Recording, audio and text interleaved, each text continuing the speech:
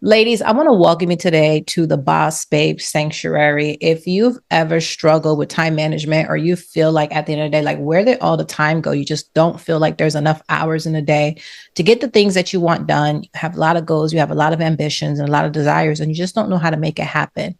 Well, today, especially for you high achieving ones, I have a really wonderful guest that's here to support you. Her name is Sade Kelly. Now, Sade Kelly is the CEO and founder of the Fire Inside Coaching. She's a high performance coach for high achieving women, and she really focuses her attention on helping them reclaim their time. Sade, I want to welcome you to the Boss Babe Sanctuary. How are you today? I'm doing well, Michelle. Excited to be here. Excited to talk to your community.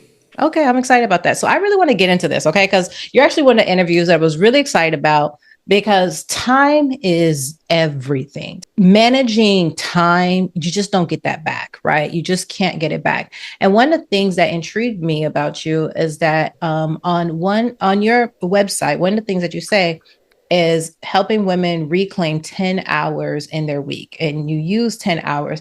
And for me, I'm like, girl, how are you going to help me get 10 hours back? Like, how are you going to help me do that? So before we get into the depths of that, like, introduce yourself, who you are, the things that you do, and how you came to the point where, you're helping high achieving, high performance women. And then how did you get to the point where helping us reclaim our time is something that you really began to focus on? And why is that your focus? Yes, I love sharing this story because I think it's so unconventional. I didn't have a trajectory where it was like, I know I always wanted to be a coach. I did not think this would be my career, but I'd always been ambitious, determined, like that empowering friend all of the time. And I actually started my first business when I was just 10 years old, and it was Oh, called wow. Sade Snacks. And I just sold snacks to like my classmates and upperclassmen because I went to school on a campus that had an elementary, a middle, and a high school. Mm-hmm. So I was like a 10-year-old just selling snacks, like running my own business. I don't even know exactly where that drive came from, but I would see a demand and I would just think, oh, let me fulfill it and let me make a profit in the meantime.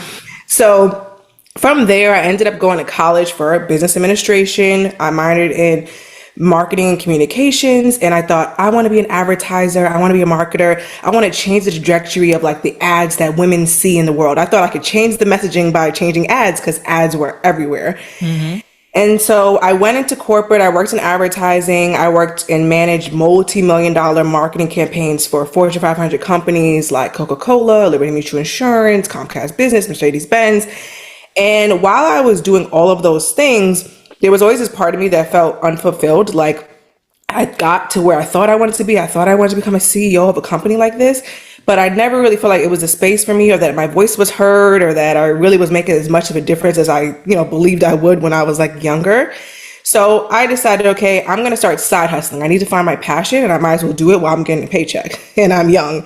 So around like, I would say about a year or two into my career, I started a blog called The Fire Inside, which is now the name of my coaching company, but it was a personal development lifestyle blog. And that blog led me into influencer marketing because this is like 2017, 2018. So this is when Okay. influencing just came out. And I was like, okay, I'm going to be an influencer. And then I realized I also work on the other side of influencer marketing. And I realized this probably is not the route I want to go to either because it's kind of like another job. So I then said, okay, I'm going to start an e-commerce business because I started getting into fitness. And I thought, why don't I sell fitness products on Amazon? Amazon FBA is coming out. And none of those things really made me any money. Okay, to be honest, like I didn't make a lot from any of those things, but it was like something here and there, maybe, something that could give me some free products, whatever. But I was like, okay, I need to find something that can actually replace my 9 to 5. So I started hosting networking events because I wanted to meet people, but I also liked inspiring others, teaching others, I like bringing people together. And I knew I had something with the events because I started to notice that even at my corporate job, they were like, could you host this event this month? Or, this is not a part of my job description, but they were like, can you host this? Can you host that? Can you bring people on for this type of panel? And I was like, okay, I'm doing this in my personal life. My corporate job is asking me to do this. Why don't I do something with events? Now, of course, this is 2020 when I decided to finally right? I Pandemic. finally Oh, find a calling and wow. it's 2020. So in 2020, we all know what happened in 2020. So events were not happening. So then very quickly I thought, okay, I need to do something different. At the time, I hired a business coach because I started to feel really lost. Like I was trying to do this business thing on my own for really long and it wasn't really taking off. So I said, let me hire someone who's an expert in this. And she was the first business coach I ever met. She actually was a speaker at my last event I did right before everything shut down. It was like literally February 2020. So she said, I think you should do some type of coaching. And I was like, coaching? Like, what would I coach on? I have no idea what I would coach on. And she was like, well, what do people ask you about all the time?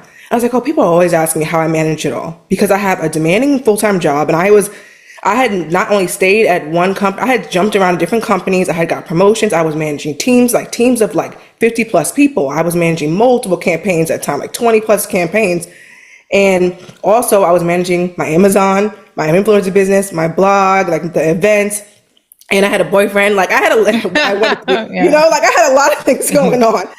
And so she was just like, people are probably interested in that. So I thought, okay, let me see if people are actually interested in this. So I ended up doing a quick workshop with a couple of friends who also wanted to be side hustlers. And when I did this workshop, I asked them just for simple feedback. I want you to do the things I said for a week and tell me if you save any time. And this is where the saving 10 hours came from, because each of my friends saved anywhere from 10 to 28 hours the week they applied what I told them. Yeah. Oh, wow. They had gained back so much time because they were more intentional with it and used a lot of the structures that I gave them. And a lot of them were like, wow, now I can see myself actually having a side hustle because I see where the time is now. Oh, wow. So that's when I was like, okay, I'm going to go all in on how to create systems and help ambitious women be able to do it so they can manage their life in a more peaceful way, especially those with a 9-to-5 and a side business. Because I really feel for those women, because I understand like the how hard it can be to manage it all. I love it. Okay. So I remember having that 9-to-5 and that side business. And I remember being up till 2 a.m., 3 a.m. in the morning, because it's like, how they say, the 9-to-5 is, how you take care of everything, how you survive. But the 5 to 9 is how they say you build your dream. But there is no such thing as a 5 to 9, or that's what it felt like when you're building a business, because in the nature of the business I was in, it's like, there's a lot to do and you're trying to get ahead, etc. So what was, first of all, this time management aspect? Because some things are just natural to us. And I don't want to say natural, meaning we grew up on that kind of structure, or we learned to implement it, whether it be, throughout high school, throughout college, from our employers, etc. At what point in your life did you get to that point where you really began to build these systems of time management? I know they evolved over the years, but what would you say was really the beginning point that you can see that, okay, this is a real time management structure that you're still, in a sense, using it in adulthood today? So I would say I got to a breaking point around that 2 years into my career when I started side hustling. So like you said, I thought I could just do the 5 to 9, or I could wake up super early and either it was, evening or morning, I could make the time somehow. But I would get to the end of the week and I'd be crying from exhaustion, like completely depleted. And I realized, okay, like if I could manage all these, like I said, these big, large teams at work, and I can manage all these multiple marketing campaigns, somehow be good at my job, or at least look like I'm good at my job, right? Get things done. Then why can't I do it for my own life? I need to figure out how to bridge the gap there, because I'm tired of being depleted at the end of the week. It felt like I was just, at the time, we didn't use the word burnout, but looking back, I was burnt out every single week, and it was just not healthy. Yeah. So, do you have any children, if you don't mind me asking? Yes, I do. I actually have a son. He is 20 months, and I have another son on the way. You're pregnant now? Yeah. Congratulations. Thank you. Thank you. Oh my gosh, congratulations. Wait, 20 months. Oh my gosh. Okay, girl. Oh my gosh. Congratulations. Oh, they will be two years apart. So not 2 under 2, because I'm just hitting it. But Oh my goodness. Okay, so your time management is really kicking in, Yes. Okay, great. And a lot of the ladies that you've been helping, are they typically moms as well that are building that, that 9-to-5 and also that side hustle? It varies. Some of them are moms, some of them aren't, some of them are a lot of people are aspiring to become moms, but they're just like nervous about it, because like I have my business, I finally have, my career going well. Like, how do I bring this into my life? So I work with a lot of women in different transitions. Yeah. Okay. So what was the first, system, would you say, that you implemented that really created some meaningful change? So the first thing I did was I stopped working off a to-do list. Now, I'm sure you have, and many of our listeners, right, have always heard, just write it down, have a list, right? And I realized the to-do list wasn't working for me because I would get to work and the to-do, I had this yellow notepad and the to-do list would be like 3 pages in that notepad. And Yeah. I'd be like, this is what I'm supposed to get done today? Like how? And then I have 5 meetings on the calendar. And I used to be overwhelmed just looking at the list. And no matter how many times I tried to prioritize it or whatever, it just felt like the list was never ending and it didn't work for me. Yeah. So the first system I implemented was time blocking. So if you haven't heard of time blocking, it's essentially like setting up your task like a meeting for yourself. So every single thing you have to do gets put on the calendar. Nothing's too small or too big to get put on the calendar, but it helps you allocate and create space for every single thing that you want to get done. So I started treating the to-do list like a brain dump. So the to-do list is all these different things that need to get done this week. And then I would take the list and I would look at it and say, okay, with the goals of an organization or my personal goals, are these the tasks that make the most sense to do this week? Yes or no? And that would help me delegate things off or delete things and then keep what matters. And then from there, I would go, okay, now based on what's left, what do I prioritize based on importance and urgency? So like what should get done on Monday, but what can get done on Friday or Thursday or whatever. And then I would go and plug it into my calendar. So now my boss and my employees at the time, or like anybody in my life who I needed to share my calendar with, could see where my time was going. And of course, I tried not to make it super rigid because I did want to have space for spontaneity and just, free time. But the things that needed to get done, the things that were on my plate that if I didn't get done, I knew they would be stressing me out and I'd be crying at the end of the week. Those are the things that got put on the calendar. Got it. So when you're beginning your day of the week, you made a point. You said, okay, based on my goals for the week, if it's organization. So if you're time blocking according to what your goal is for that particular week. Yes, exactly. So that way I'm not just working to work on things, or I'm just doing things that other people have told me I need to be doing. And that helped me also fulfill the gap for so many of my clients, because a lot of them come to me and they are very busy and they get a lot done, but they're like, I don't feel fulfilled, or I feel like I'm missing the gap. And that closes that gap because it aligns what you do every day with intention to what matters to you. Understood. So then when you talk about, helping women, they're finding 10 hours, 28 hours. Oh my goodness. Someone was like, okay, yeah, that sounds like a lot. I don't know. So how much of that is outsourcing and how much of that is real systems? So a mixture of both. It depends on the lifestyle. Okay. So what I want to help people visualize, because I love that you keep saying like, well, where are these hours? Yeah. So I want to help you visualize it, right? So let's think about your mornings and let's think about your nights. Those are the biggest culprits for time being, quote unquote, wasted. I don't want to say time wasted, but leaking time. Yeah, you leak a lot of time in those areas. I agree. Exactly. A lot of the time is leaked, it's underutilized.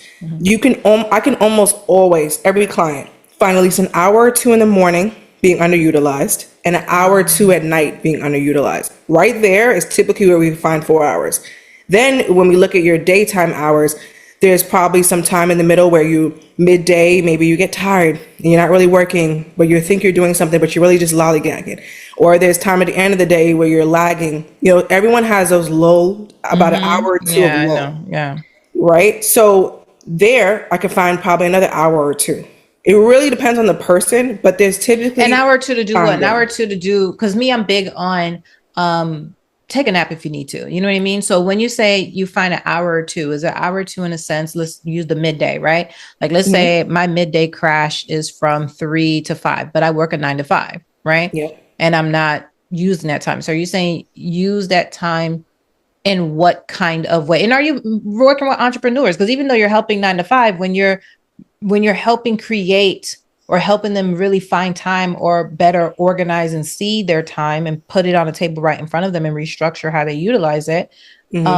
When you're set and from 8, you need to be out the door commuting so you could be at work at 9 and then you're there from 5 and commute and you get home 6.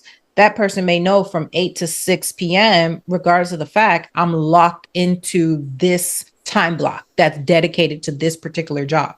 So when you're helping people find time, does that apply to those people that work the 9 to 5, or is the people that are working even? And if so, how so?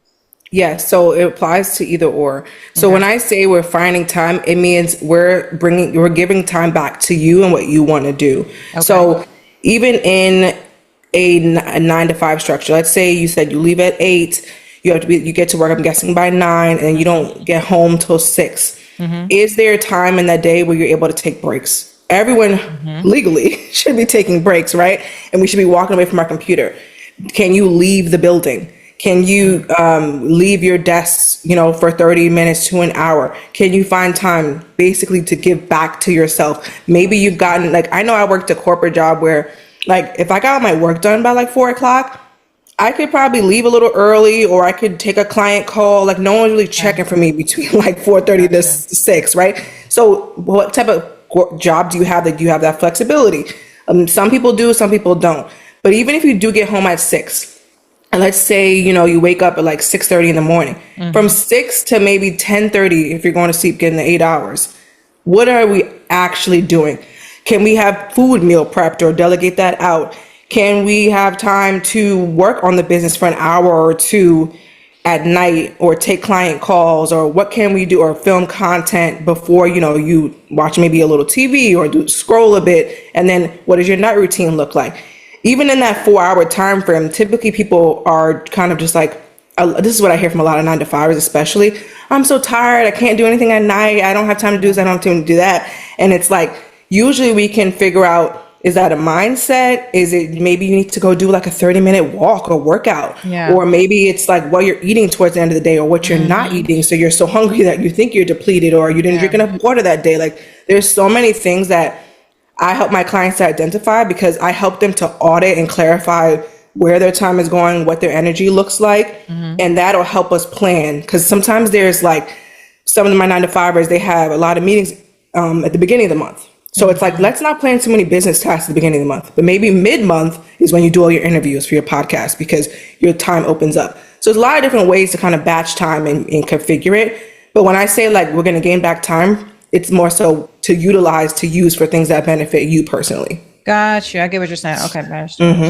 Okay. I get what you're saying. So what you're basically saying, and I want to make sure I get this correctly, is if, because sometimes, so I would imagine people who are stalled in getting started in their business, you're one of the ways in which you can support them and help them. Because I would imagine that's where your expertise and help. If someone's stalled, or they're doing a lot of hemming and hawing of like, okay, I want to start this, but I'm afraid to start this because I just don't feel like I have the time. I can see where your niche of what you do can really support somebody that's stuck in that personal space. Would that be accurate in what I'm saying there? Yeah, a lot of people want to start something, or have started something, but they keep stopping, or they have a client, but then they're like, how do I take on more? Like, I just had a real estate agent. She had all these properties, and it was like, she just onboarded 5 agents.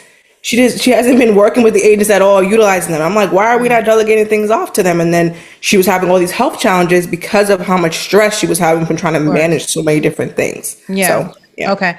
So then, that makes complete sense, because I can imagine if I'm getting started with a business for the first time, and I already feel like I'm overwhelmed at work with just what I'm like. I know so many nurses that have side hustles, you know what I mean? And you're talking about people that work, 12-hour shifts, and they might be in situations where they have to take on more shifts because financially they're helping family, they have all that stuff going on, and they're almost always looking for some kind of escape to get out of this rat race, right? And that's when they get into different, side hustles. I have a friend I was just talking to recently. She's very busy mom, has kids, because I'm thinking about you in this process, like how you fit in, but I'm thinking about the reality of her life, because I'm thinking about the fact as soon as she gets off of work, she's not even able to go home. She has to go pick up some kids from school, and then she takes those kids from school, and then she goes and takes them to their volleyball, and then that one needs to go to gym, and that one needs to go to this, but this person still wants to build, a side business when they have so many obligations. So what I'm hearing you say is, hey, listen, maybe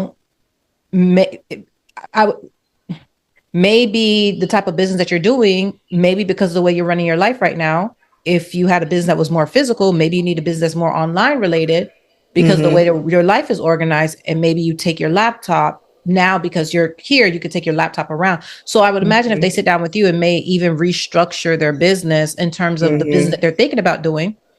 Yes. Because I'm thinking about this individual, she wants to open up a rehab facility, and that's what she's focusing on right now. Open up a rehab facility, but you're so busy, where are you going to find a physical time? So we were talking about bringing managers and things of that nature to delegate it too. But then it might be like, hey, do you have to open a rehab business, or is there an online component of your business that you can build? So all these things that you're attached to, you can use that 1 hour when you're waiting at volleyball, that 1 hour when you're doing here, and have your laptop in front of you and doing these types of things. Okay. Exactly. Yeah. Okay. I help people do it all the time. Okay. So then when it comes to actual systems, then is it just because sometimes, we can be our own worst enemies. We're in our head and, we're already psyching ourselves up and we're saying we can't, right? And then you come in and be like, well, girl, like I remember one time I'm so serious. I remember one time I had a coaching, a life coach. This was years ago. And I was sitting here talking to her and we are talking about, different things. And then I was building something. We're talking about a car that I want. And I was going back and forth. I'm like, oh, I don't feel like I can get that car because I'm a mom and I have kids. And I started talking about the trunk of the car, because the trunk, I was just like, the trunk is not big enough for groceries and things like that. And I remember she looked at it, was the most simple response, but it was so funny. She said, why don't you just get your groceries delivered then? Because me not have the idea of getting this car that I love and I wanted so much is the groceries. Like where the groceries gonna fit? And she's like, get your groceries delivered, right? So I didn't end up getting the car. But what happened is I never used to get my groceries, delivered. I never used to do pickup or anything of that sort. Since that conversation, getting my groceries, I don't step foot in the store anymore. You know what I mean? Like I'm either getting my groceries delivered, I'm picking them up, or doing things of that nature. So it revamped how I ran my life when it came to groceries, just because of that simple thing. So I can imagine with some people, it's the most simplest block, but it doesn't matter, because at the end of the day, that block can keep you stuck for years upon years upon years because it's so real to you. Yeah, and it's so hard for us to see it ourselves. Like there's a block with all of us. That's why someone else can come in and see it so clearly. And you're like, what? I've been thinking about this my whole life and I never knew this, Yeah. Which is why I believe in helping a professional, because I don't now, especially these days, I hate that feeling of banging my head against the wall. And I'm like, you know what? No, I just need a new pairs of eyes. The scriptures say that, many advisors, it helps a plan succeed. So it's like, no, well, we got to choose the kind of advisors, of course. But once you get the right kind of advisor, it's game time. Okay. So are there any actual physical systems? Like you talked about time blocking. Are there actual systems, whether it be, when you're logging in, I saw there was a note taker here that's a part of your sessions, right? So are there any actual real tangible systems that people can have easy access to that you utilize, that you find have been such a great help in you building these time management systems that, you would recommend or encourage people to implement to really help support them when it comes to managing their time? Yeah. So of course the systems are going to vary depending on your business and your lifestyle, but generally some great ones that I recommend is having some type of digital calendar that you use. Now, I will say that some people love physical planners. I used to love physical planners. I was a physical planner girl. I would buy the cutest planners. But what I noticed was I may leave the planner at home. I may leave it in this bag, that bag. So it wasn't always something I had with me. But if you're someone who keeps the planner with you, you can have a planner. I think that works really well. But what I love about digital calendars is that they're with you everywhere. You always have your phone on you, your laptop on you, something digital on you. So you might as well have a digital calendar. I personally love Google Calendar. I like the capabilities of it. You can have people book calendar meetings on there for you. And a lot of people use Google Calendar just for meetings, but I think it's really great for tasks. Like I said, to time block things out and put it on your calendar. Another tool I love to use is a project management tool. Yeah. Obviously, I have a background in that. So I love project management. I love account management. I love treating your life like a project, because when we think project management, sometimes, especially if we're a corporate, we think, well, I don't have that much going on to be putting in a project management software. You absolutely do, especially if you have children or a family. You have a lot going on that you can be putting in and breaking down all the different tasks that need to get completed. So my project management tool that I like to use is a mixture of ClickUp that I use for my business, because I also have a shared business with my husband. So we have to have everything in there for our employees, for ourselves and everything. And then I like to use something called Sunsama. That is more of a task management system. So it pulls in everything. It ties into your Gmails, your email accounts, your project management accounts. So where if my ClickUp tasks also get pulled into this software, it is a one-stop shop to kind of pull everything in. And you can take the tasks that you have, and you can organize it by day, and you can subtask, you can move it onto the calendar. I mean, it's just like my favorite all-in-one tool to utilize. When you're first using it, it can be a little daunting, like, how do I work this? But it's really simple. I actually did a tutorial on my YouTube, but it's really simple to figure out. And then once you do, it is like my go-to. If there's ever something that I'm like, oh, I want to do this one day, it goes in my Sensama, because they have a backlog of like, you can put a place where you can put like, these are things I want to do in 5 years, things I want to do next year, things I want to do in the quarter. So it's kind of like a one-stop shop of, you can keep everything in a running list, and then you can actually allocate it to days so that it actually happens. So that is one of my favorite tools when it comes to task organization.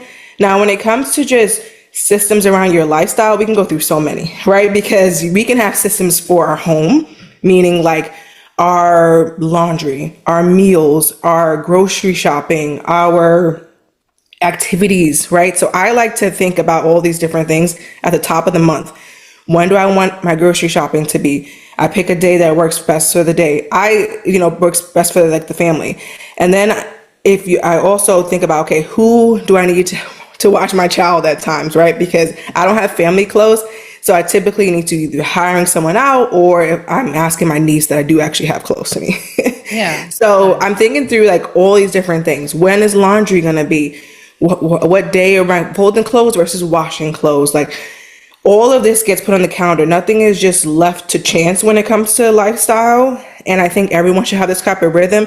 When is my cleaning lady coming, right? Like, how often am I doing tidying up every single day? When am I getting a massage? When am I getting my hair done? When am I getting, like, nothing? It's like not thought of. Anything self-care related that I need to make decisions on, I'm making that early in the month. And the same goes for business as well. I'm also thinking through, what are the main projects coming up this month?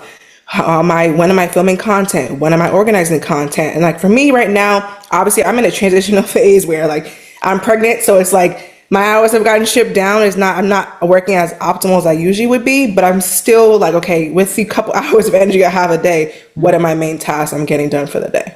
Okay, that's good. I love that. And I love that you got into the practicality, because that's actually where I was going to go with it next, the practicality of running things. And I love the fact that you brought in, starting the month and really just laying out, the land. Like, what does the land look like? What are our goals? What are they? And then you're chopping that up into weekly, things, daily goals, etc. When you talk about putting everything on the calendar, are you putting that on the same Google Calendar? And then are you color coding it? Because for some people that can be overwhelming to see everything, you know what I mean? So for you, are you putting it all in one place and then now it's color coded? Like, what's the system? If someone's looking at it, they were like, it sounds almost like you can hand this over to a house manager and say, hey, I'm going to be gone for 2 weeks. Here it is. This is my life. This is what it looks like. This is how you run it. Where is that? And what does that look like? Yes. So I personally love one Google Calendar and color coded by category. So like all my workouts have a color, all my routines, morning routine, night routine has a certain color. My business has to have certain colors. But if you're someone who gets overwhelmed by that, because I have a lot of clients who are like, this is too many things. I don't want to see all these things at once. You can create different calendars. So Google Calendar has a feature where you can set calendars for different life activities. So I have clients who are like, self-care is one calendar. Family things are one calendar, business tasks is one calendar, work is another calendar. And that's one way where you can turn the calendars on or you can turn the calendars off, depending on what you want to see. So everything is there and it's captured, but you don't have to look at it and view it at the same time. And I also urge people, like I was saying in the beginning of this, try not to, time block everything down to every second, every minute, every day. Like you do want to have free space on there. This is more so, what are the main things that I want to get done that haven't, especially things that haven't been getting done? Like, so if you, like I have a client, she's like killing it with her business, killing it with work. And she's like, but I feel like I'm not spending enough time with my son. I feel like I'm not spending time with my husband. I feel like I don't really get workouts like the way I want to, or I'm not losing weight or whatever. And I'm like, yeah, because none of that is on your calendar. So we had to figure those things out and put it onto her calendar. So it really is going to depend on what is your focus. So especially if you are like, I don't want all the things on my calendar, but for the next month or two, I really want to focus on my wellness. And then the following months, maybe I really want to focus on relationships. So what's on your calendar can vary as well. And we can configure it, whatever rhythm or routine makes sense for you. Understood. So then that's just to make sure we're on the same page here. So, when someone is building their life this way, it almost sounds like, you got things to do. You're in a go, go, go, go, go state of mind. And you just need to organize that go in a way that can support you. But I imagine that these systems are supporting people. Systems help us regardless, but these systems are really helping people that's the state of mind that they're in. They're in the go, go, go, go, go mindset. So I guess my question to becomes is that and this is more so directed towards you, right? Because you did mention self-care and these things. Like, how do you also manage yourself where that's not the only energy that you're doing life from, which is go, go, go, go, go, and your calendar supports different ways for you to show up as, a woman? Or is it just simply just, you know what I mean? I got to do this. I got to do that. I got to do this. Because that within itself can be overwhelming for people when life becomes just nothing about. It's great that you're doing it well. It's great that you're running it.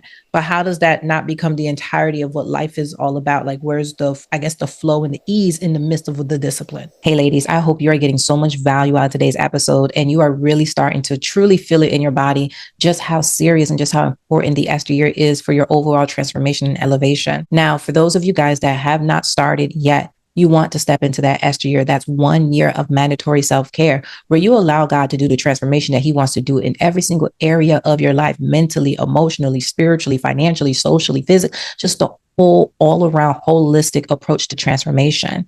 And that's what this channel, that's what this podcast is all about, is really facilitating an environment to support you in that transformation journey. So if you have not begun your Esther year, start now. And it all begins with the 4-week Esther year launch kit. I always say you get the victory in the spiritual realm first, and then you get it in the natural. And the 4-week Esther year launch kit is designed to help you do just that. Not only does it have the 3-day freedom fast guide that's going to help you address any underlying spiritual issues that you may have, attachments, generational traumas, generational curses, just really things that have been able to plague your family and your bloodline, things that you may not even be aware of. The 3-day freedom fast guide is designed to help you break free from those things. And the scriptures say that there are certain things that they will not come out except by prayer and fasting. So fasting is going to be integral, especially to the life of the believer, to get the victory and the freedom that you desire to experience, right? And the natural. And once you go through that spiritual breakthrough, now we need to step into the mental. And this is where we get into that process of surrendering that survival strength and embracing divine empowerment. And we're going to do that 2 ways. One, through the Beauty for Ashes 3-hour workshop, which really dives into helping you understand survival strength and how it shows up in your life,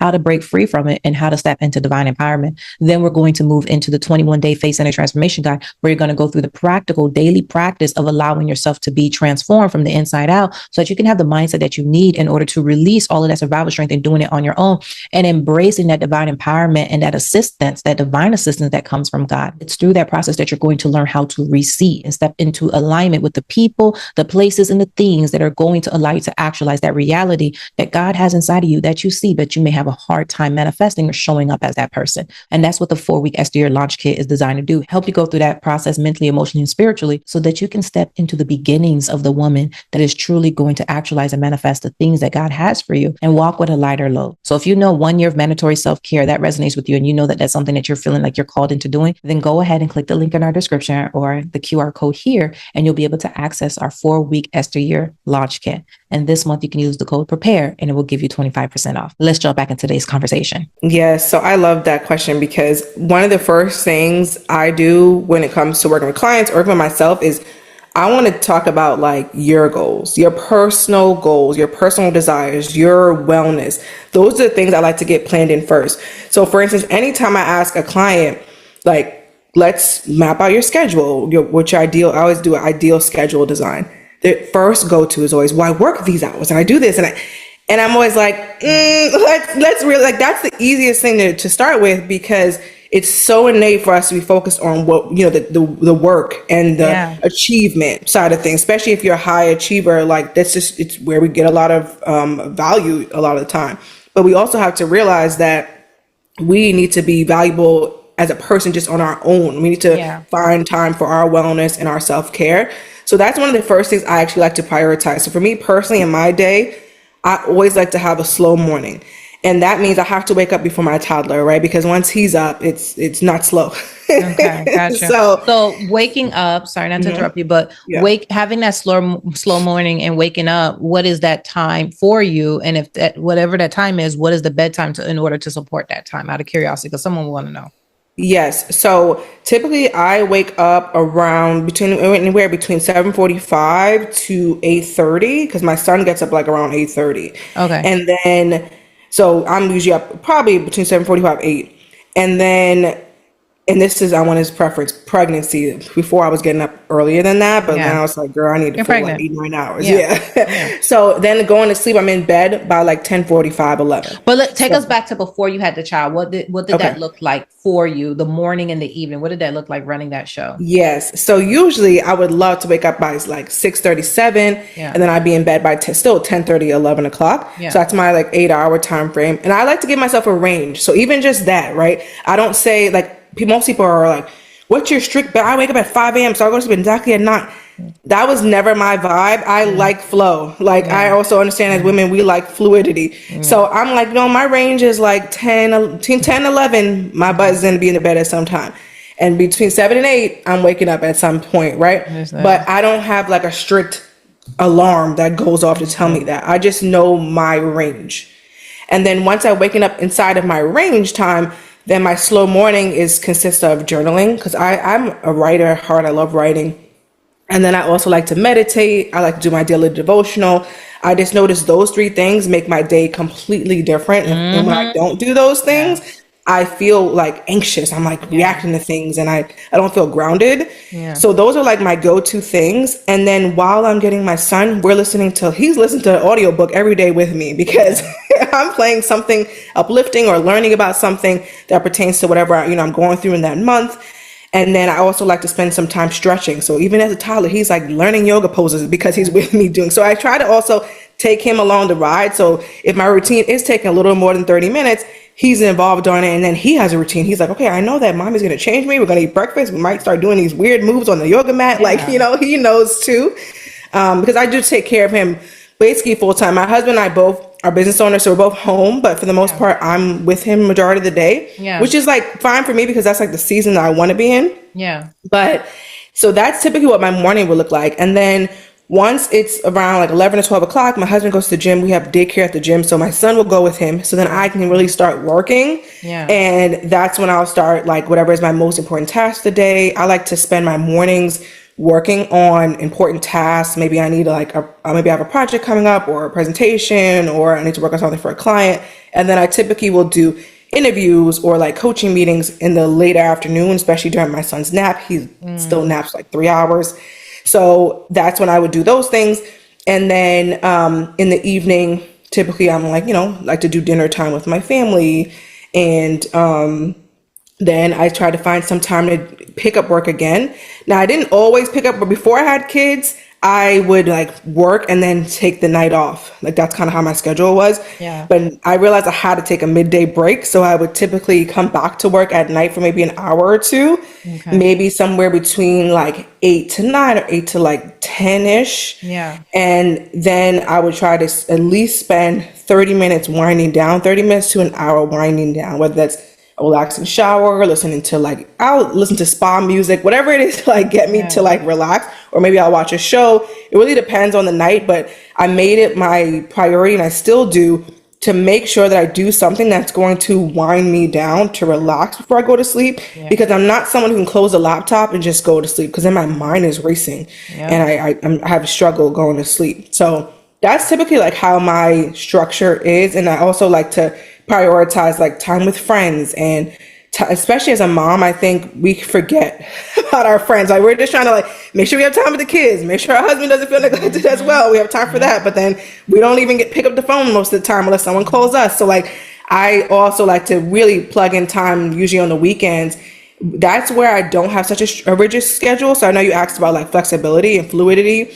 Typically on a Saturday, Sunday, there's like nothing on my calendar. Like it's like besides unless it's like a event I have to go to or committed to or something like that, or lunch or, dinner or whatever, it's a free day. So I like to just wake up and think about, okay, family, what do we want to do today? Do we want to go explore this area? Want to go on a hike? Do we want to do whatever?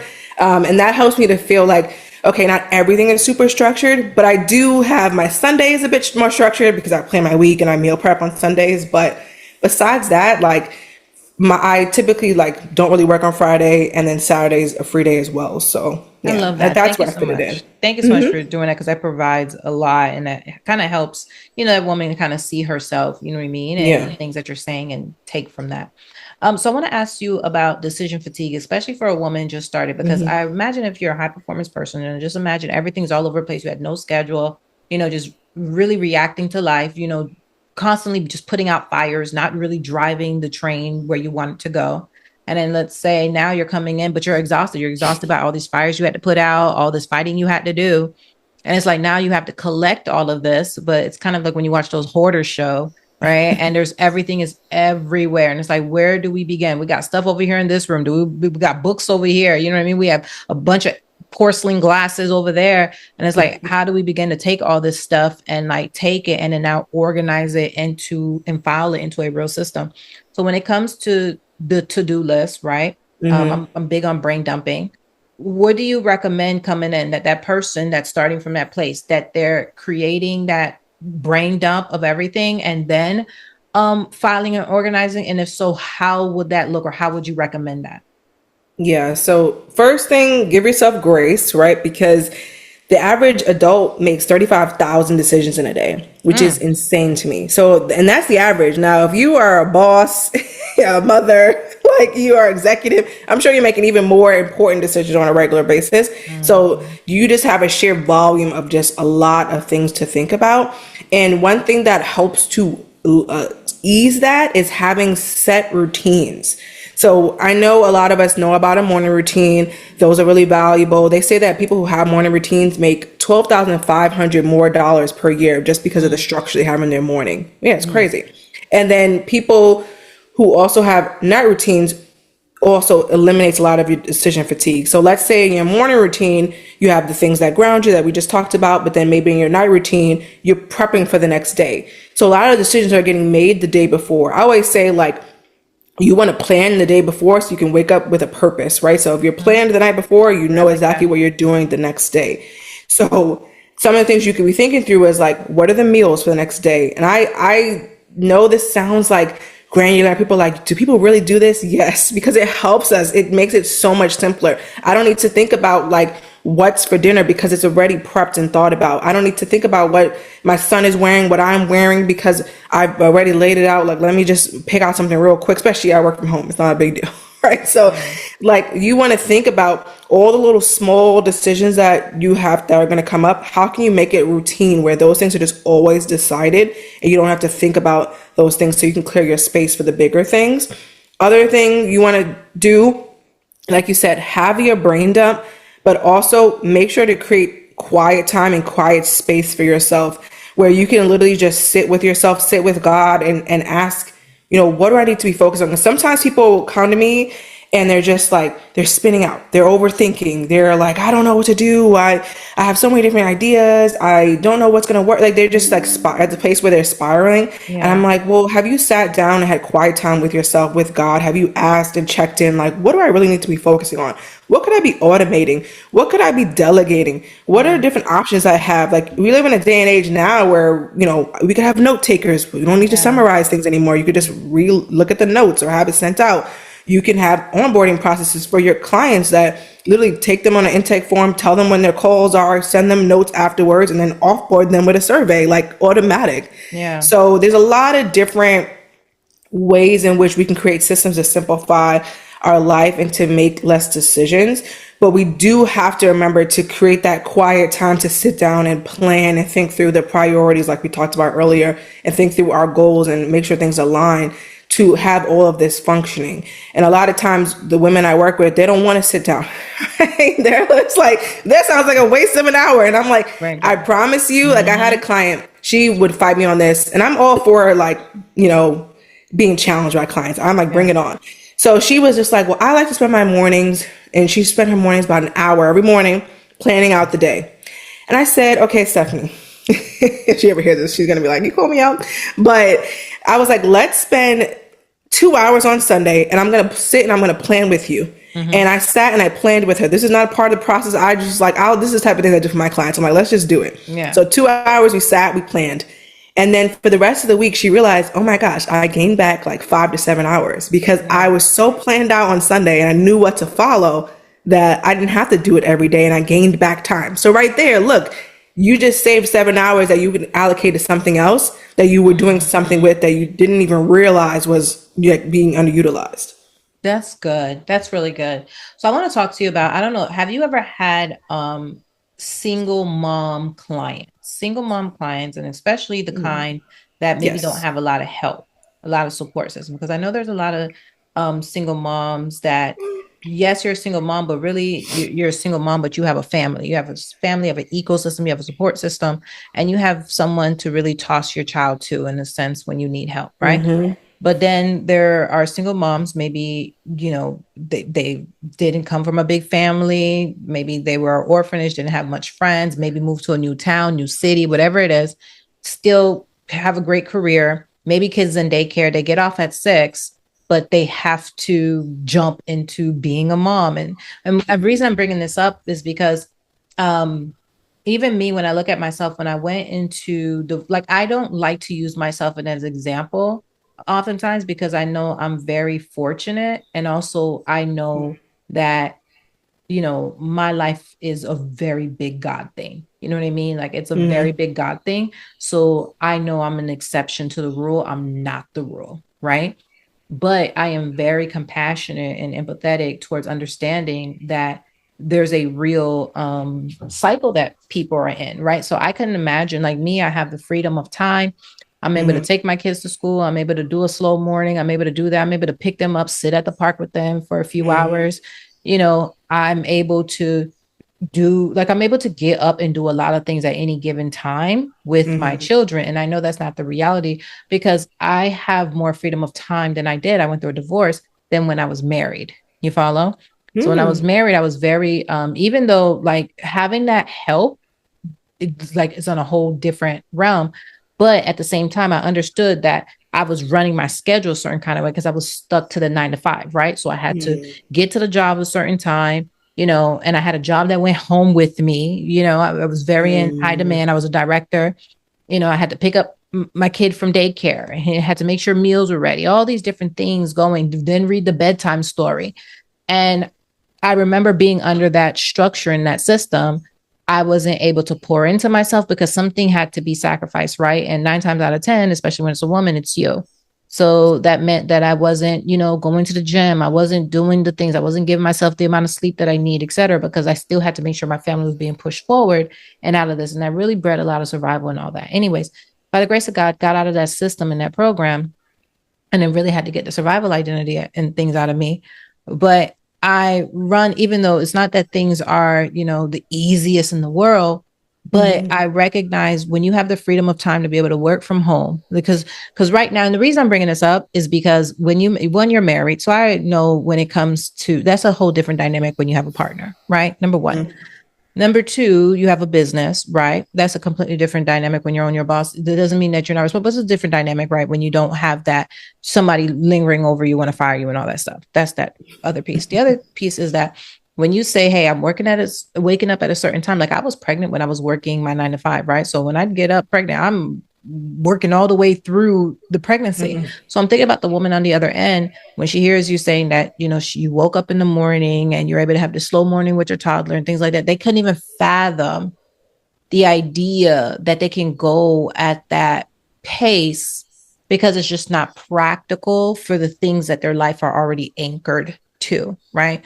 So there's a ease and a flow that you have. So I want to bring it into kind of like helping and supporting women who are really what feels like shackled and imprisoned by the time constraints that they're currently living in, and seeing how your wisdom can even support them. Because even alleviating 3-4 hours in their week can be so incredibly amazing because they already feel so bogged down by the fact that they're in this space right now. So I'm trying to imagine me, if I was in a single mom in the arena that I was in, living life the way that, like, I'm trying to think like,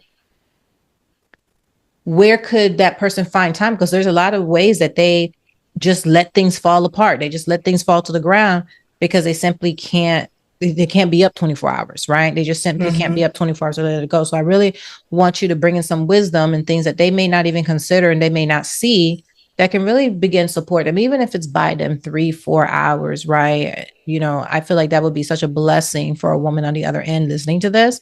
And then if she can't pour that 3-4 hours into a business because maybe she doesn't have the mental capacity right now, but if she could use that 3-4 hours, you know what I mean, to go in her car and take a nap or go in that buys back just her nervous system. Yeah. Just her nervous system alone, I think that would be such a blessing. So I would love for you to chime in on kind of like, just add some value that could really support a woman that really just genuinely needs the time constraint, but she's locked into what she, has going on right now.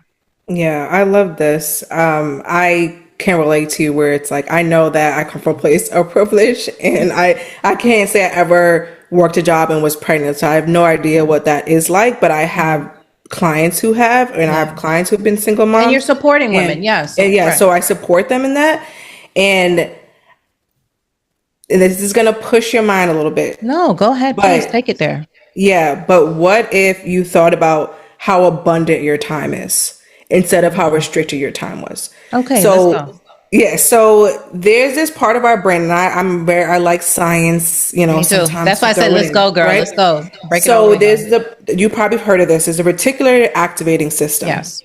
It is the part of our brain that filters out what we see and what we experience based on our thoughts. Yeah. So one thing I've noticed is where your thoughts are is what you focus on. And the easy example people always use is that, let's say you want a red Tesla Model 3. All of a sudden, once you decide you want that car, you see it everywhere because you're focused on that car. You want that car. You're working towards that thing. What if you thought about your time like that? What if you stopped telling yourself, I don't have the time, I have time restrictions, I have to do this, I have to do that, I have to do this. When I work with my clients, one thing that pushes their mind so much, and they get angry with me, and it's okay, like we work past it. Yeah. You always have a choice. Now, it feels like you don't. You're like, I have to get up for my kids. I have to go to work. You have the choice. You could not do those things, right? Because you could be a bum all day, every day. You could be a bum all day, every day. People do it all day, every day. Exactly. You could be a deadbeat, right? You could do it. Like, it's a choice. You always have the choice. And the reason I say that is because I want to empower all of the women who are like, I have time restrictions. I can't do this. I can't do that like a stay-at-home mom. I can't do that like a business owner. I want you to flip the script on what you're putting your focus on and think about, if my time was abundant, if I didn't have restriction, how would I operate day to day? Because then your mind will open up possibilities. I remember working with someone who was like, she was a single mom. She would wake up, 6 a.m. She started work super early, and she didn't know how to handle her day, how to handle a routine with her daughter. Like, she just felt completely overwhelmed. And one of the first things we worked on was first getting her daughter on a better routine. I was like, when your daughter sees you on a routine and she's on a routine, she will start to fall in line. And she didn't believe me. She was like, she's sick. She's not going to follow a routine. Within a couple weeks, kids are very malleable. Routine. Kids love routine. They like to be like, Mommy, we're going to do this. Especially if there's incentives and the rewards attached to it. Gold stickers, oh, my kids. Oh, they love a routine. Make it fun. Like, get them involved. I'm very I love studying like the Montessori style of parenting. So like, I'm very into that. My son is like 20 months putting dishes away, trying to chop things up. So what we did was get her daughter on a set routine, which helped her to get on a better routine. And the next thing you know, she had more time freeing up at night, because it was like, okay, instead of my daughter sleeping in the bed with me, both going to sleep at 10, her daughter was now in bed by like 7:30. So now she came back like 2 hours at night to use for herself. Or another thing she did, now this may be a little extreme for some people, she moved in with a friend. She had another single mom friend. They were like, we both have big houses in California. Let's move in together. Let's help each other out with the kids as needed. Like, who is the community that you can make, even if you're not in your hometown? Can you make a church community that you can utilize? Can you go to a gym that has childcare, or a workout class that has childcare? That changed the game for me when I was like, I need to get out. oh my gosh, he can go sit for an hour while I go to the gym, or just, I don't even have to work out. I might go to the gym and sit in the pool. I don't, whatever You might it need is. to move to a better community. One of the things I did for Yes. myself that really freed up time, I'm just sharing some, again, I don't talk about this stuff in this kind of way because I know how triggering it could be. You understand what I'm saying? So, and I'm not in time management coach, so there's not necessarily there's like there's a reason for you to share it, but for me it's like it can come across a different kind of way. So this conversation with you is the opportunity for me to do it. One of the things I did, and I thank God for it, is I moved to a different neighborhood, and I moved to a neighborhood that had a lot of kids, lot of kids. And if you're a single mom, I encourage you to find a safe community, and a safe community that has a lot of kids. Moving to a community that has a lot of kids, it changed the game for me. Because your kids, so much work I'm able to get done because my children are able to be free being kids. So they have all the structured things that they need to do. But literally, if I need to buy myself 2-3 hours, I don't even have to ask them, hey, mommy needs you to be quiet, or I need to hop on a call, whatever. It doesn't, because a friend is already at the door. The friend has already grabbed them. I'm so serious, literally up and down the road. And there's so many parents that are outside supervising at the same time while things are happening with their kids. So you'll have a parent that says, hey, I'm just going to run down the street to go pick up my groceries real quick. And it makes no sense for them to put their kids inside the car, because all the kids are outside playing soccer and all these different things. So having that village-like community where it doesn't necessarily mean that this is your village, that if you want to go on a date on a Friday night, these are the people that you would trust for your kid to be inside their home for, sleeping overnight and things. No, it doesn't have to be that. But just having a lot of play around your kids. It's the same reason why we bring our kids to the trampoline park. You go to the trampoline park, you bring your computer, and you do that. So I feel like, especially if you're a single mom, finding a good community, a quality community that you can move to that has a lot of play, that will support you so much. It takes so much ease off of you, because the community, in a sense, really helps with giving your kids things to do. And they're not on your shoulder also like, mommy, do this, do this, do. And they feel like they're living their best life. My kids don't want to move. They don't want me to go. Like, no, they feel like they're living their absolute best life because of just the community that they're in alone. Just changed everything. Exactly. Good stuff. Good stuff. So I want to get into when you were talking about just the decision fatigue and a decision overload, right? And structuring your time and restructuring your time. So when you talk about your morning routines, what are some of the essentials? I know you talked about your devotional and things of that nature. When you're working with your clients, is setting up that morning routine, that evening routine, is that essential for you? Because I love the fact that you said that, hey, your wellness and your self-care, let's get into that. Let's talk about that. Let's build systems around that. Or are you anchoring and building your systems around their actual goals? You know what I mean? Are you building it based off of like, hey, let's make sure you're taking care of yourself, or what are your goals? And let's build you a life and systems to support you in achieving your goals. What is typically your rhythm or your approach when it comes to clients?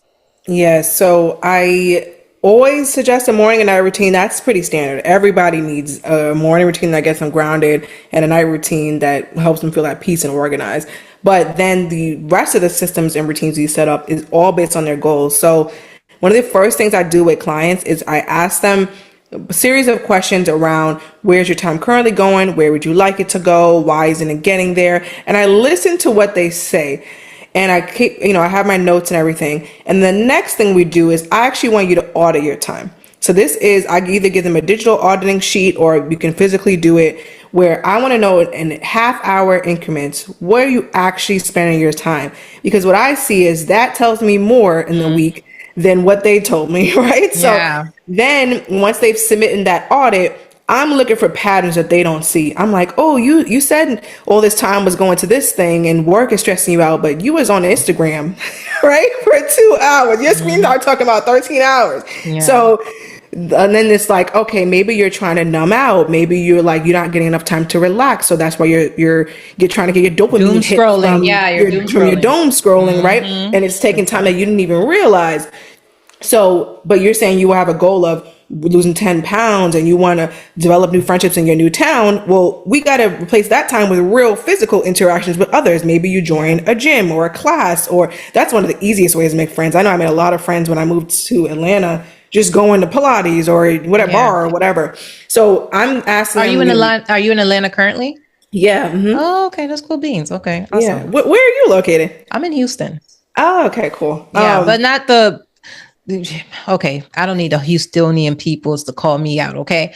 I'm not in the real Houston. Okay. I'm in the suburbs of Houston. Because if I say where I am, they'll be like, that's not Houston. Yeah. But it's one of the Houston has a bunch of suburbs on the outskirts of Atlanta's like Houston. that. Okay. So I'm in one of the suburbs out there. But Yeah. the real people that are in Houston, they're like, no, you from over there. You're not from Houston.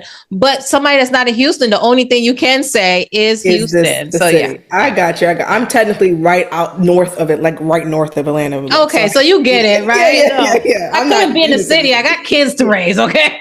exactly. We needed a house. But yeah, so oh, I forgot what I was talking No, you were about. talking about when that was a great way for you to make friends and go Oh, into class yes. and things of that nature. And you're talking about, yeah, go ahead. Yeah. So if that's like one of their goals, then we have to fit time in to do those things. So yes, it's very based off of auditing your time, understanding what you want. But then one of the things that's always the hardest for a lot of my clients is they have to set goals for the next 90 days. I'm always like, no, we need to just focus on the next 90, not 5 years down the line. We can talk about those things because we can backtrack it. But over the next 90 days, 3 months, what would you like to achieve? And sometimes they have like 10 things, and I'm like, nope, we got to strip that down. That is not physically possible. Okay. And then other times it's hard extracting it because they're like, well, I don't like deadlines. I don't want the restrictions. And it's like, I help them to see how to measure it in a way to make it sustainable. So a lot of times we're working on 1 or 2 goals at a time. Maybe they need to get structured in their corporate job so they can even start doing things in their business. Or maybe they need to get structured in their wellness so they even have the energy to start this business. If it's like I have a client, she wants to do events, and I'm like, well, you're exhausted all the time. We got to get you like at least your energy together, your wellness together. So it's a bit of life coaching in a way, but I'm niche down into time management. But it's a bit of like I'm helping them with their performance in all areas of their lives. Yeah. And also helping them to learn how to follow through, because that's another big thing where they're like, well, I did so well working with a coach. And I'm like, no, we're setting up these systems and we're getting you to a place where you know how to be consistent. And you know that if you keep lifting the weights, which I call like my tools, then you'll keep seeing the results. And once you put the weights down, you stop using the tools, then you will see that you'll fall back into old habits. So I'm teaching all of that different type of structure. This is good. I appreciate that. And I appreciate the fact that you talked about, the goals being structured out in the 90 days. Because, especially these days, one of the biggest, especially when I'm saying that woman, wellness and releasing survival identities and those things that nature is important. But if it's not relationship oriented, and creating a lifestyle that is bringing ease and flow and love and abundance into their life, a lot of times it's financial related. And I feel like finances has to be one of the biggest wiring things why people say, hey, I need a coach and I need to sit down with somebody. Now, they might not come to you and say, hey, my goal is to make, $10,000 a month, 20, whatever it may be. But they might have recognized to themselves, they might say, oh my gosh, I am, the reason I'm having issues showing up is because I'm afraid of this. So then they go find somebody to help them deal with the fear. But really the underlining thing is the reason that they were even focusing on this is because they want to go out here and make money and whatever it is. And they realize that they have a block. So when a woman is finances, right, especially when you're building a business and you're in entrepreneurship, you have a partnership. And when you're building entrepreneurship, there's nervous system, there's all types of things going on, because it's not as simple as I wake up, I do this, and then this is the outcome, right? Sometimes it's literally, I still have to do this regardless of the outcome. Yes, I might have to observe and see if there's maybe some shifts and things that in the market, but sometimes it's just that I have to wait on the harvest. You know what I mean? And that waiting on that harvest period, it can wreck people in so many, different ways. So when someone has a financial goal, I love the fact that you said that, you're not doing all this. Okay. So 1 to 2, when they have a really big financial goal, would you recommend, but maybe they have a weight loss goal at the same time? Would you but those typically are 2 big things. You know what I mean? Would you recommend them doing that things together? Hey, let's work on what's more important. Do this in the first 90, do this in the second 90, or we can do these things together. Like, how would you approach that, or how would you recommend that? Hey, ladies, I hope you are getting so much value out of today's episode, and you are really starting to truly feel it in your body, just how serious and just how important the Esther year is for your overall transformation and elevation. Now, for those of you guys that have not started yet, you want to step into that Esther year. That's 1 year of mandatory self-care where you allow God to do the transformation that he wants to do in every single area of your life, mentally, emotionally, spiritually, financially, socially, physically, just the whole all around holistic approach to transformation. And that's what this channel, that's what this podcast is all about, is really facilitating an environment to support you in that transformation journey. So if you have not begun your Esther year, start now. And it all begins with the 4-week Esther year launch kit. I always say you get the victory in the spiritual realm first, and then you get it in the natural. And the 4-week Esther year launch kit is designed to help you do just that. Not only does it have the 3-day freedom fast guide that's going to help you address any underlying spiritual issues that you may have, attachments, generational traumas, generational curses, just really things that have been able to plague your family and your bloodline, things that you may not even be aware of. The 3-day freedom fast guide is designed to help you break free from those things. And the scriptures say that there are certain things that they will not come out except by prayer and fasting. So fasting is going to be integral, especially to the life of the believer, to get the victory and the freedom that you desire to experience, right? And the natural. And once you go through that spiritual breakthrough, now we need to step into the mental. And this is where we get into that process of surrendering that survival strength and embracing divine empowerment. And we're going to do that 2 ways. One, through the Beauty for Ashes 3-hour workshop, which really dives into helping you understand survival strength and how it shows up in your life, how to break free from it, and how to step into divine empowerment. Then we're going to move into the 21-day face-centered transformation guide, where you're going to go through the practical daily practice of allowing yourself to be transformed from the inside out, so that you can have the mindset that you need in order to release all of that survival strength and doing it on your own and embracing that divine empowerment and that assistance, that divine assistance that comes from God. It's through that process that you're going to learn how to receive and step into alignment with the people, the places, and the things that are going to allow you to actualize that reality that God has inside of you that you see, but you may have a hard time manifesting or showing up as that person. And that's what the 4-week Esther year launch kit is designed to do. Help you go through that process mentally, emotionally, and spiritually, so that you can step into the beginnings of the woman that is truly going to actualize and manifest the things that God has for you and walk with a lighter load. So if you know 1 year of mandatory self-care that resonates with you, and you know that that's something that you're feeling like you're called into doing, then go ahead and click the link in our description or the QR code here, and you'll be able to access our 4-week Esther year launch kit. And this month you can use the code PREPARE, and it will give you 25% off. Let's jump back into today's conversation. So it depends on their capacity.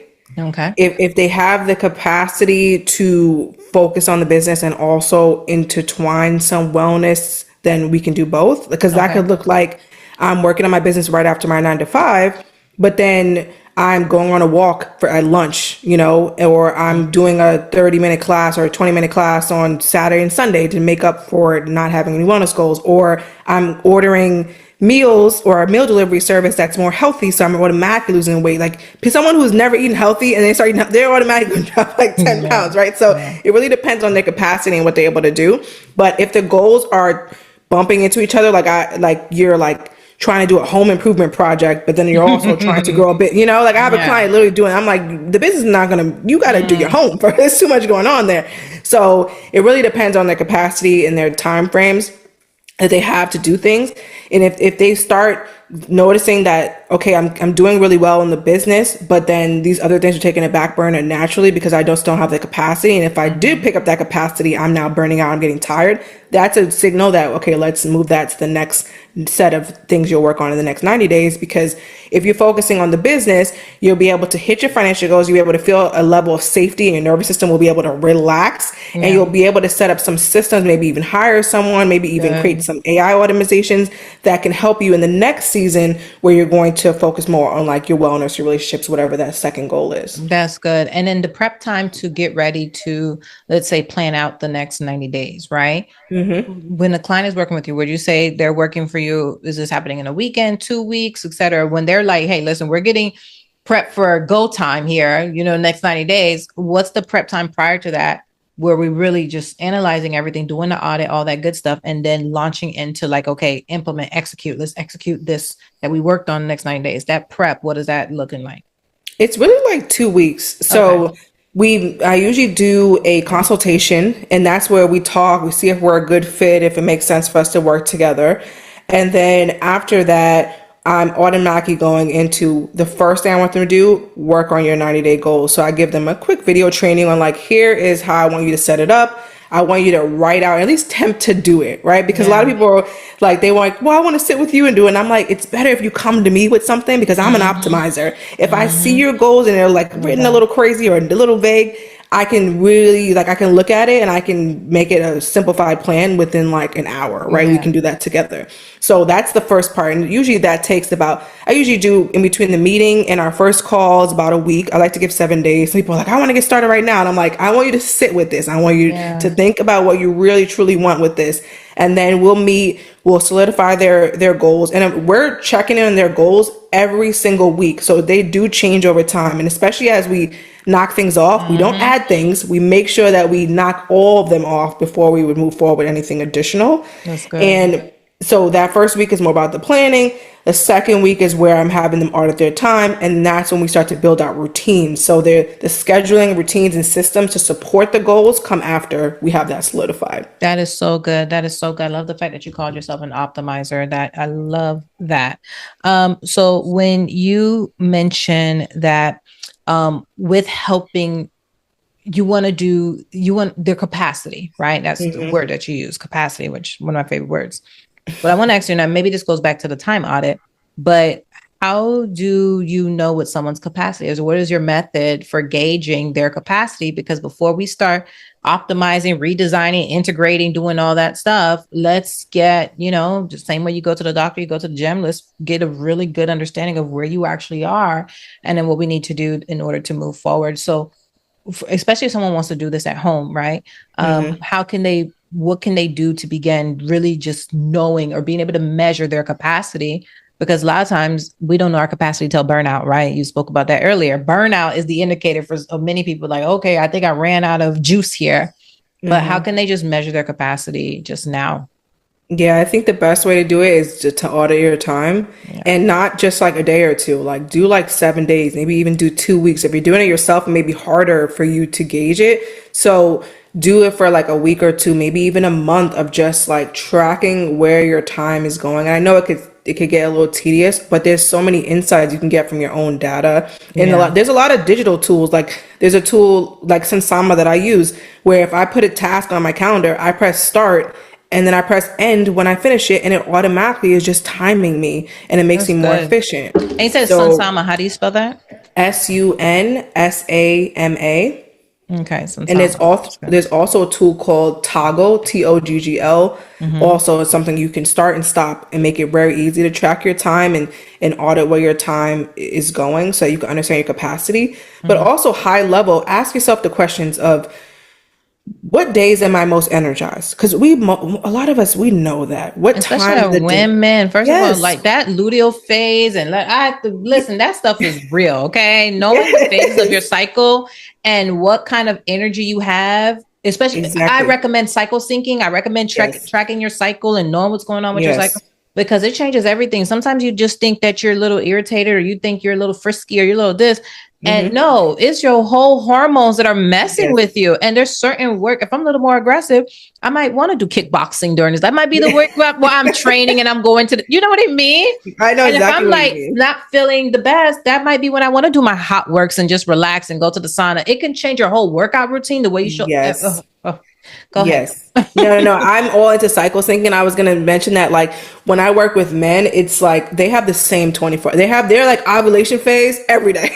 Right? Every day. But we are not that. So it is very, very helpful. And I have a training on that in my coaching program. Like, I love that. Here's what happens in follicular phase. Here's what happens in luteal phase. Here's what happens during your menstrual cycle. Here's how you can change your diet. Here's how you can change your workouts. Here's how you can think about your energy levels. Because I had a client, and it's so funny, she didn't cycle sync, and I had her do the training, and she was like, you're right, every third week of the month I'm so exhausted, I'm so tired. And I'm like, yeah. And then meaning, when I didn't understand this, can you imagine? And then imagine you're a high performer, right? And you understand the world system of achieving is built on men's mentality and men's way of thinking.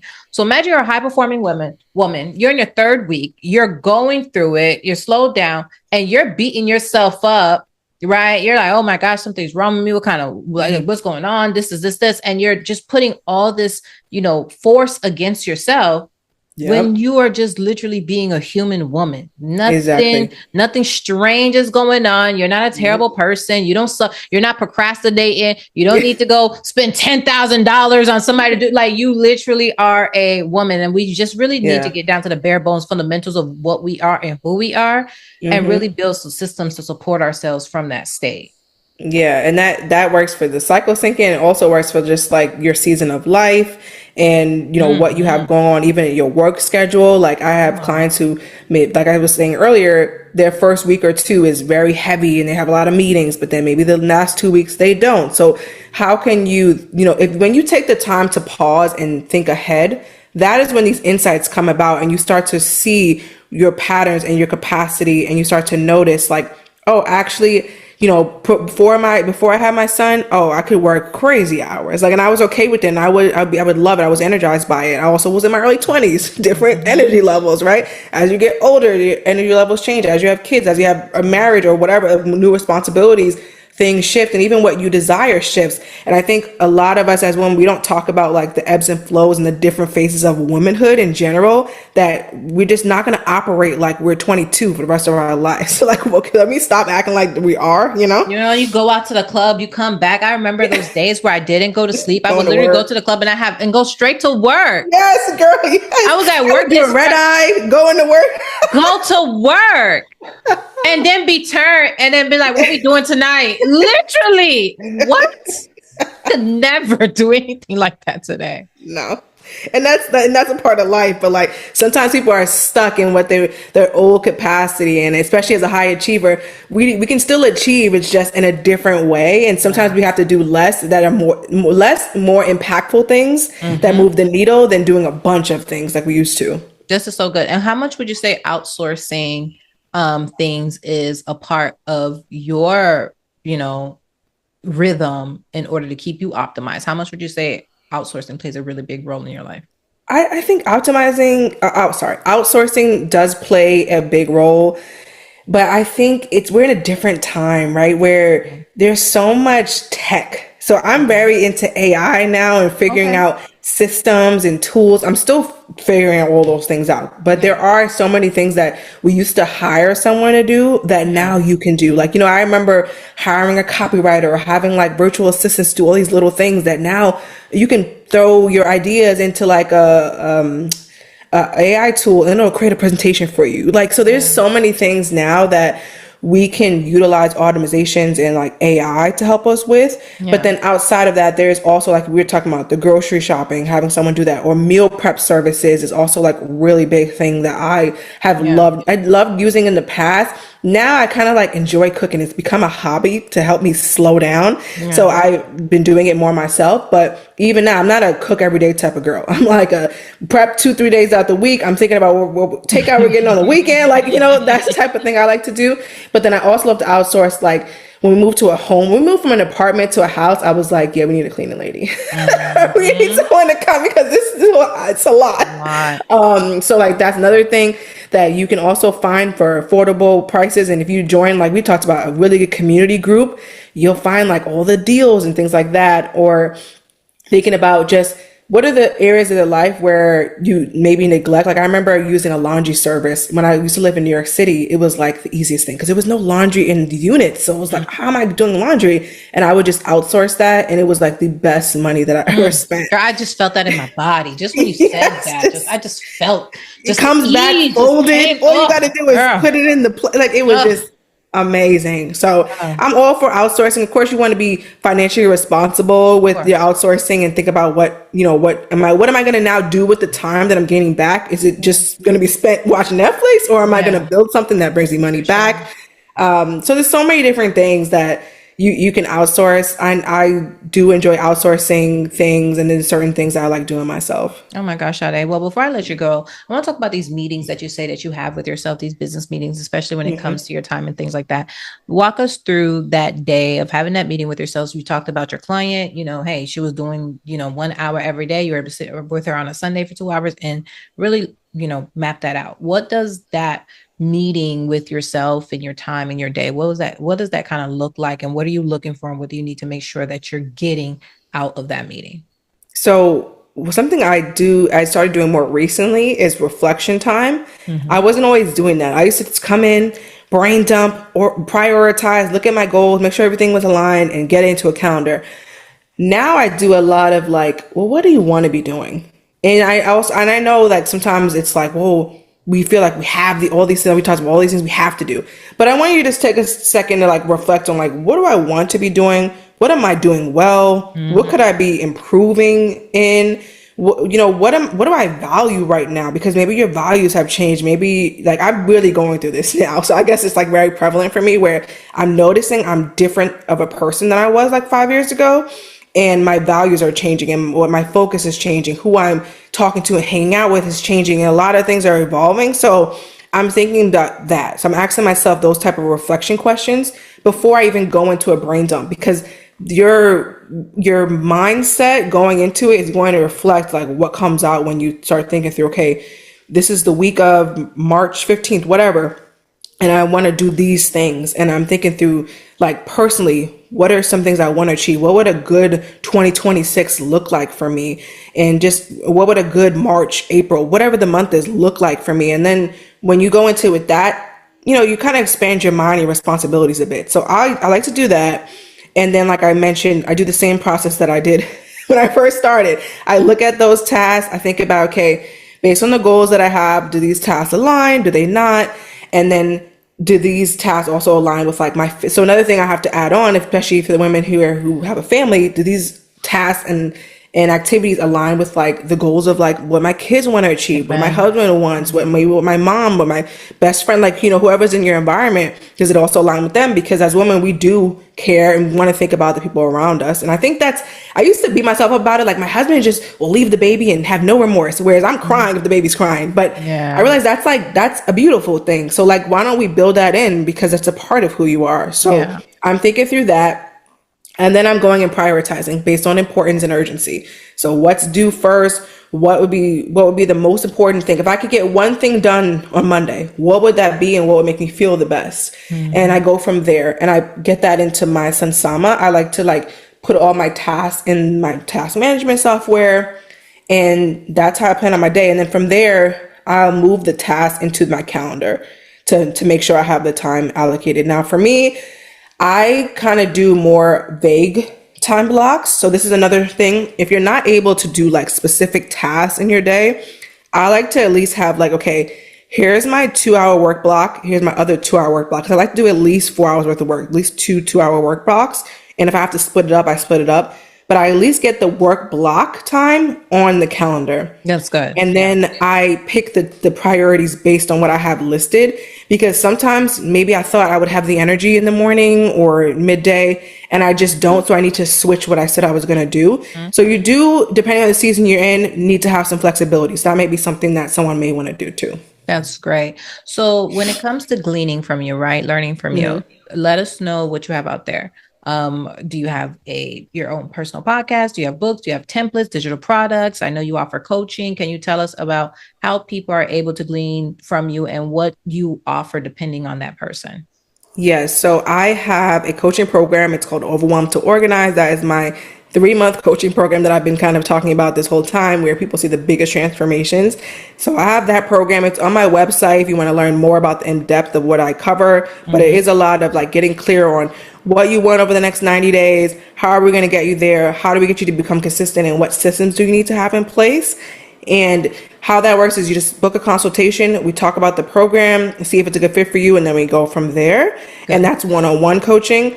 I also have, for people who are they're pretty structured, but they want to optimize certain things, not like starting an overhaul. They're not like completely overwhelmed. I have individual coaching sessions. So what those look like is either an hour or 90 minutes. We work on whatever is the most pressing issue that you have. So I had a woman, she was like, I have this beautiful schedule, but it's not working. So I had to go in and optimize it, help her figure out different things she could be doing, some systems she could be using. And then for the next 30 days, I stay with you and you have access to me to make sure it's working. And then from there, if you want to continue coaching, some people do. They like to, sometimes I have women who are like, oh, can I meet with you every quarter? And we create a custom package. But we usually start from like that session. So that's more of the person who has things together, but you're like, I could be doing things better. I want to kind of get some help and support. And then we have the program for the people who are like, I want a whole overhaul. I need accountability every single week. I need more high touch points, more access to the coach. That's the program they could do. And then outside of my coaching, I also have a time management starter course, which is, a low cost digital products to help someone get organized and patch their days and figure out time blocking. And of course, I post content on Instagram, TikTok, YouTube. I was very heavy on my podcast last year, like every single week. It was so well. I had a horrible first trimester, and I was like, I gotta eliminate the podcast. That is something I want to bring back after my baby's born. I think that would be awesome, especially for the ladies. Yes. A lot of ladies, they love podcasts. Yeah. So I'm definitely planning to bring it back because it was video, and I was like, I cannot just go to audio. Like I love being on video. Oh, you were doing a video podcast. It was a video on podcast. YouTube. Yes, on YouTube. Got it. Yes. Okay. So there's still hundreds of episodes. Like if you want to go back and watch anything, there's so many different topics that you can go. What's the name of your podcast on YouTube? It is, you can just search Sade Kelly _. So youtube.com/Sade Kelly _. I'll be sure to put that in the description. Mm-hmm. Yeah, I can send you the link for that and you'll be able to find the podcast. That's good stuff. Why not do the audio in between that time? Why not just do the audio? You think I should? I really love video. Yes. Even if you love video, it still allows the touch to be there. Your audience, you can let them know like, hey guys, especially if they love the podcast and the value that you bring, they're willing to listen to it. You know what I mean? And in worst case scenario with video, if you feel like you need to have the video, you can do one video, let your audience know like, hey, I'm pregnant, et cetera, et cetera. I'm going to be delivering the podcast in this format. And if your audience is only on YouTube, you can still upload the audio and just have a picture, like a standard picture of yourself there. Because a lot of people listen. It's no different than we listen to the fire. I don't know if you're into the fire crackling thing on YouTube. Like I listen to a lot of like you said, spa music and things of that nature. And it's just, you're getting the sounds, but it's just a picture just there the entire time, but you're still getting the sound and experience. And 9 times out of 10, when people are especially if they're listening to personal development, they're not necessarily sitting there at the video just staring at you the whole time like you enjoy. No, like they'll be sweeping, they'll be doing this, whatnot, and your background noise that's supporting them and helping. Like a lot of people are habit stacking when they're listening to personal development. So don't eliminate it completely. That's a good point, Michelle, because now that I think about it, I listen. Not just doing this live. You see the conversation? I know. No, but it is a good point because I listen to your podcast and then I'm listening to like other things. I'm not necessarily looking at the faces. You got me now that I'm feeling good. Listen, second trimester doing me well. Yes. So I feel like I will work with you so well. And especially if just what flows from your body is so clear that you love bringing value in that kind of a way. You know what I mean? So especially as you're talking to your audience, they're able to hear like, hey, this is what I'm doing right now, etc. And it's quick, girl. You grab your mic. And that's why I love, like for me, I'm more of an audio podcaster than I'm a video podcast. It takes so much for me to do video because there's so much prep in it. But with audio, you can be anywhere. Your notes up. Oh my girl, full roll, full roll, bonnet, everything. You know what I mean? And you're able to deliver wisdom and not care about the packaging. And I'm someone getting packaging, especially, perfectionism is something I had to really work on. And perfectionism can get in the way because packaging that hits. But with audio, there is, first of all, what I love about audio is I know for a simple fact that anybody, and this goes for anybody out here that wants to create a podcast. Yeah. Nobody's going to sit there and listen with no visual stimulation without actually being interested in what you have to say. And it's so important because so many times we have so much like self-judgment, self-criticism for ourselves about, that we don't want to do the podcast. Who's listening to me? Who's paying attention? Yeah, your little friends from the past, they may, let's say from your old high school, your little haters, whatever you want to call them. Yeah. They might see the video and want to listen to that because it's video and they want to look at you. But trust me, they do not want to listen to an audio because there's no visual stimulation to keep them there. So 9 times out of 10, the people that listen to you audio format, they are so in tune with you. They are so supporters. Oh, they locked in. No visual stimulation, no nothing. You tell me you're going about your day and you want to hear my voice. I love y'all. No, I love I love y'all. And you want to hear nothing enticed you. It wasn't my face. It wasn't anything. It was literally the topic and that's it.